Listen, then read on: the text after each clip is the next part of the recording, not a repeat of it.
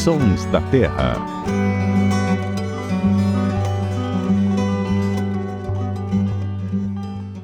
E aí, tudo bem? Nós estamos dando início a mais um Sons da Terra, podcast produzido pela equipe do Terra da Gente em parceria com a rádio CBN. Aqui no estúdio nós recebemos hoje a professora Eleonore Setz, que é professora e coordenadora do Laboratório de Ecologia e Comportamento de Mamíferos da Unicamp. Muito obrigado pela sua presença, professora. Eu é que agradeço.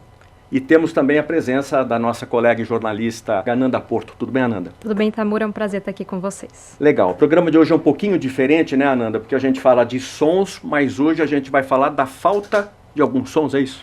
É, exatamente, né? Vamos pegar o que está acontecendo, acho que está todo mundo acompanhando aí, aumento, retomada aí de casos de febre amarela. Aqui na região de Campinas a gente já teve alguns óbitos, né, em alguns municípios.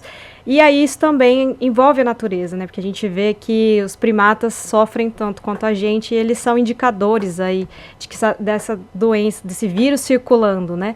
Então a gente está aqui com a Eleonore porque ela sabe falar com propriedade sobre esse assunto, né, Eleonore? Eu queria que você contasse um pouquinho qual que é a sua relação, né? Você já acompanhou até um monitoramento para ver se os macacos tinham resistido a uma epidemia em 2016. Como é que foi isso?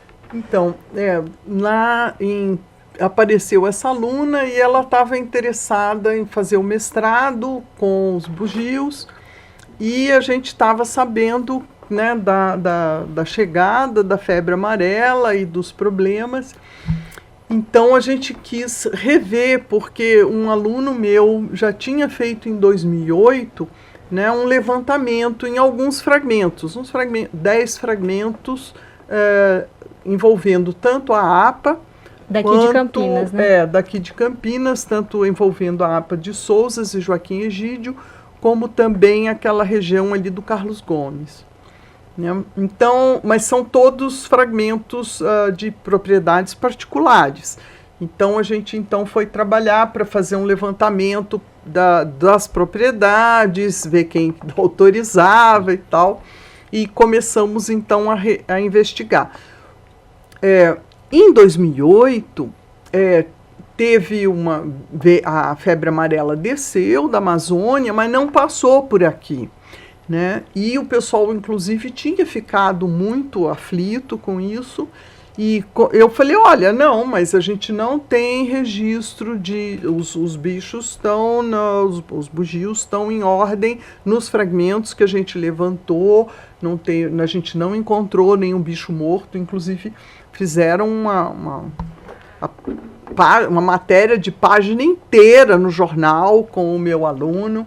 Né? Então, foi uma coisa que a gente ficou assim, muito contente, né? Não teve caso, nenhuma morte. E já pós 2016, a gente então foi fazer o levantamento, como era uma tese de mestrado, vamos fazer uns 20 fragmentos, né? Uma coisa um pouco maior, mais trabalhosa. E dos 20 fragmentos, a gente só encontrou bugio em 2. Então acendeu um alerta, assim, como é que... Foi, aí a gente ficou bem aflito com isso. A gente já tinha tido notícia, né, inclusive uma parceria com o pessoal da Devisa, da Vigilância Sanitária, porque a gente quis saber onde que estavam morrendo, né, onde que eles estavam encontrando os bichos mortos. Porque assim a gente talvez tentaria ver os fragmentos ali perto, né, para... investigar. O Tamura, ele falou aqui no começo, né, que a gente fala dos sons da Terra e no caso hoje um pouquinho da falta de sons, né, e isso também fez parte desse monitoramento que vocês fizeram em 2016, né, porque vocês precisavam ouvir os bichos, tocar o som, como que é essa metodologia? Então, a gente utilizou a metodologia que a gente chama de playback. Então a gente grava sons das diferentes espécies, e aí vai para o campo, e no campo, então, usando um espaçamento, né, que a gente anda com GPS, aí vai 100 metros, 100 metros, 100 metros, e aí a gente, a cada ponto desses, a gente para e toca, por exemplo, começa tocando pelos saguis, e os saguis respondem muito bem.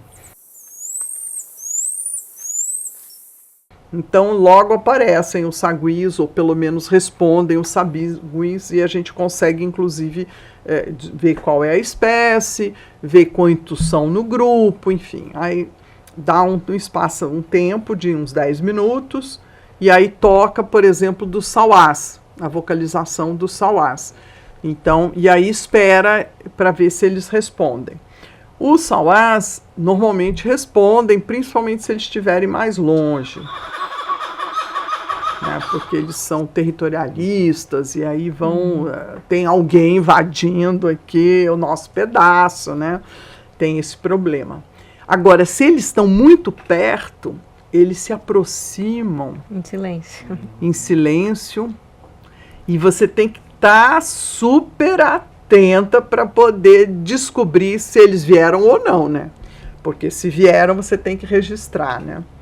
E aí, às vezes, vinha um só, então a gente fica também na dúvida se é alguém da família, porque eles vivem em casal com filhotes, né? São casais monogâmicos. Então, você tem que ficar atenta para ver se você vê algum outro se mexendo, para ver se é um solitário ou não, né? E a gente teve muito registro de solitários. Foi assim... Que não é uma coisa comum, não, né? Foi uma preocupação grande. Depois, a gente tocava dos bugios, e os bugios, eles são meio chatos para responder a vocalização. Então, nem assim... a gente a gente sempre tocou, porque era o nosso protocolo, né? Mas a gente procurava eles visualmente. Como a gente, então, vasculhava os fragmentos, né? A gente, então... E realmente, vezes que a gente localizou visual e não por som. E até uma vez só que a gente voltou no lugar... E eu pensei, a gente sabe que tem aqui, né? Então agora eu vou tocar e vamos ver se eles vão responder ou não, né? E a gente ouviu eles responderem mais à distância. Mas uma vez eles estavam em cima da gente, a gente tocou e ele olhou assim, como dizendo, ai, o que esse povo quer? Tá fazendo aqui. E macaco prego também ou não? Então, macaco prego, a gente não esperava, o nosso maior fragmento tinha 80 hectares, é o limite de ocupação para o macaco prego, principalmente se tiver uma plantação de milho ali por perto, e o pessoal dessa fazenda coloca milho, planta ali, bem perto. Eu fiquei pensando que era assim, era tipo de presente para os macacos prego. E então muitas vezes a gente via eles, podia tocar e eles aparecem, mas assim não estava dentro do nosso protocolo, a gente estava procurando as outras 3. Agora, professora, vamos falar um pouquinho assim da questão do vírus, né, da febre amarela nesses primatas. Acaba sendo fatal mesmo? Eles não têm uma proteção? Como que é isso? Então, uma coisa que a gente não sabe. Pelo menos até agora, né, nos levantamentos, assim, a mortandade é muito alta, né, especialmente dos bugios. Então, a ideia parece que quando um morre, aí acaba que morre o grupo, eles não andam muito, então, e também são maiores, eu acho que isso também faz com que a gente veja eles mortos mais do que os outros, né. Já no caso dos saguizinhos, eles são super elétricos, né? A gente conhece o estilo. E aí, então, parece muitas vezes até eles morrem, mas aparentemente de outra causa. Foram eletrocutados ou foram atropelados. E aí o pessoal ainda assim, né, quando fica sabendo, né, a Devisa recolhe. E quando dá para fazer análise, analisa e às vezes vê que eles estavam. Então a gente, talvez assim, eles... contraíram o vírus, mas não morreram contraíram por o conta vírus, disso. mas assim, acabam morrendo. O que se pensa é que eles talvez ficam um pouco desorientados ou mesmo menos ágeis e que com isso acabam se metendo em confusão, em encrenca, né? Já no caso dos bugios, acho que eles são normalmente muito paradões e aí ele dali cai no chão e pronto. E essa recuperação, né? O bugio é uma espécie... Existem vários tipos de bugio, mas é uma espécie que tem um certo grau de ameaça. É raro em alguns ambientes, até na área da APA, né? Você viu que teve um declínio muito grande. O que isso representa, assim, para o ambiente que ele estava inserido? Uma área que tinha bugio não ter mais? Existe um empobrecimento, assim? Tem várias questões, né? Eu acho que também é interessante mostrar, que a febre, o pessoal diz que ela vem assim de 8 em 8 anos. E a rigor parece que assim, em 8 anos, ondas, assim, umas ondas que ela desce, né, da Amazônia. Então, e os bugios, eles ganham bebê de 2 em 2 anos. Então, assim, a recuperação da população é diferente, por exemplo, do que o sagui. Né? O sagui, eles ganham, se ele estiver bem alimentado, ele ganha 2 ninhadas por ano. Né? E ele ganha gêmeos, né? Então, são 4 filhotes por ano. Então, é uma recuperação muito mais rápida. Desproporcional, então. Então, nesse sentido, a gente vê que o prejuízo em relação aos saguis não é assim tão grande quanto no caso dos bugios, e por isso que eles não estão ameaçados. Tem uma questão, por exemplo, do ponto de vista da população, né, que dói, porque o pessoal sempre diz assim, gente, eles cantavam aqui de montão, era, sabe, às vezes de manhã, fim de tarde, era tão legal, né? E hoje não agora não tem, a gente não ouve mais. Né? E é um som bem característico. Sim, é um rugido forte. Se a pessoa, eu já tive alunos, né, ouvindo na mata, os meninos ficam assim assustadíssimos. Porque não sabe o que é. Fica assim, se tivesse leão por aqui, a gente pensaria que era um leão rugindo de tão forte, né? Então tem isso. Tem também a questão de que, embora eles sejam mais folívoros, né, eles comem mais folhas, eles comem também frutos carnosos, né, com polpa e tal. Então, eles também dispersam sementes, né, eles também não andam muito, então as sementes não vão muito longe, porque vão sair nas fezes, mas normalmente é um bom adubo, né? Então, tem esse papel de dispersão de sementes e que para frutos grandes é muito importante. Eles são animais que acabam virando um sentinela ali, né, em relação à presença do vírus em circulação. E muito importante. Por exemplo, nessa descida de 2016, um pesquisador, né, na saúde pública da USP, ele veio notando, né, onde morria, a data, e aí ele começou a calcular, por exemplo, a velocidade de descida. Então ele viu que tinha um ramo que vinha, né, uma onda que vinha para São Paulo e tinha uma outra onda que ia para Minas. Então ele começou a calcular, né? Então tinha registro a velocidade da expansão, dos bichos mortos, e com base nisso ele calculou a velocidade, porque na verdade você precisa vacinar as pessoas pelo menos 10 dias antes, né? Agora no carnaval o pessoal estava alertando, olha, vocês vão, né, para uma área de mata e tal, vocês então têm que se vacinar, o prazo máximo é até amanhã, porque para dar os 10 dias para vocês conseguirem imunidade, né? E assim, você tendo vacinado, você está vacinado pro resto da vida, né? Antigamente, não sei se era uma questão da qualidade das vacinas, eles diziam que valia por 10 anos. Aí, essa última vez, eles falaram, não, agora não precisa mais reforçar.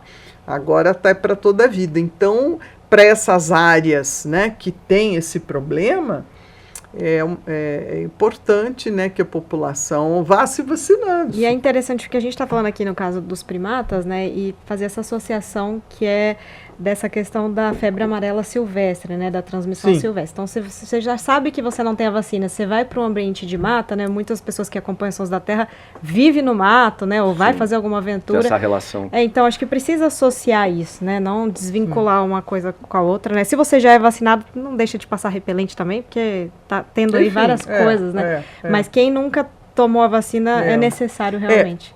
Então, eu dou aulas para o curso de biologia, né? E a gente tem várias saídas de campo com os calouros, já começa com os calouros, e a gente está, então, comentando com os alunos, já arranja logo, Se faz não tem... Quem não tem, pode fazer a vacina. Inclusive, eu conversei no meu laboratório, e tinha uma menina que não tinha vacina. A senhora falou, né, dessas ondas, né, a cada 8 anos, mas aqui na região de Campinas, historicamente, né, desde o fim do século XIX, a febre amarela, né, sempre causou problemas, né, assim, Sim, né? sim, de tanto que eu achei muito interessante, porque com esse envolvimento com os macacos, eu acabei descobrindo, né, a questão do escudo, né, da cidade de Campinas, né, que tem uma ave fênix. Da bandeira, né, da cidade, isso. No brasão, no né? brasão, no brasão, né, então, fênix, por que fênix? Né? Exatamente por causa da recuperação de Campinas após uma grande ataque, né, de febre amarela. E assim, numa época em que o pessoal não tinha noção, não tinha vacina, não sabia nem isso que são miasmas, né? O que as pessoas estão respirando, talvez questão sanitária, né? Os córregos, lixo, né? E então, até que assim, muitas pessoas se salvaram porque tinham áreas de fazenda, regiões rurais e fugiram da cidade, né? Mas assim, foi uma mortalidade terrível. Inclusive, o José Paulino, que era um médico nessa época, ele ficou na cidade tratando das pessoas, né, e morreu de febre amarela, né? Cerca de 3 mil pessoas, né? Eu não sei os dados históricos número, mostram, sim, que poxa, foi um... numa época em que a cidade, eu não acompanhei era alguns tão dados lá de 1870, a cidade tinha 31 mil habitantes. Era bem... Tinha mais população do que São Paulo, capital, na época. Uau. De 1874. E depois, por causa dessas pandemias, né, que foram algumas ondas, a população daqui baixou bastante, muita gente saiu também, né, com receio de se contaminar. Muita gente, né? Quem pôde, né? Quem pôde, né? Assim, fugir, fugiu, né? Agora, professora, voltando ao caso dos primatas, caso alguém esteja numa mata, né, passeando, andando, enfim, fazendo algum trabalho e veja algum primata morto ali, qual que é a orientação, o que é importante essa pessoa, como cidadão, saber para poder alertar as autoridades? Aí? Então, eu acho que comunicar a Devisa, né, da Vigilância Sanitária aqui do município, tem um escritório aqui em Campinas, né, e aí eles vão para examinar, recolher o lugar certinho, né, a pessoa, às vezes é um lugar meio de difícil acesso, mas assim, a pessoa tendo disponibilidade de acompanhar e tudo, né, que eles fazem os registros, e esses registros, então, todos vão para uma planilha, né, que é muito interessante, porque aí ela fica disponível, né, para o sistema de saúde como um todo, né, para trabalhos, artigos, é bastante interessante. É um registro muito importante. A gente cita aqui Campinas, mas vale para todo o município, né, onde a pessoa, sim, né, por acaso encontrar, né, o Ribeirão Preto, primata, que avise as autoridades municipais ali, porque eles devem fazer um relatório. Tem alguns estados que estão aí sobre esse alerta, né, não são todos, né, mas é sempre bom saber para onde recorrer, né, procurar secretarias municipais, vigilância. Tem que... E também, claro, né, a gente sempre fala isso aqui, mas não é nem por questão do contágio, porque a febre amarela não passa assim, mas não tocar no animal por N motivos, né, se ele tiver... Bom, não sabe se ele, né, se ele estiver realmente morto, pode estar só...